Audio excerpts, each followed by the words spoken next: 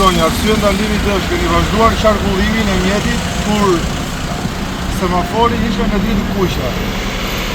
Nuk duhet të vazhdojë. Policia rrugore e Vlorës ka nisur monitorimin me dron të respektimit të semaforëve të rinj në qytet, si pjesë e masave për rritjen e sigurisë rrugore dhe disiplinimin e qarkullimit. Gjatë ditës së sotme, droni është ngritur mbi rrugën Transballkanike, një nga akset më të ngarkuara të qytetit, ku është vëzhguar nga ajri lëvizja automjeteve dhe respektimi sinjalistikës rrugore.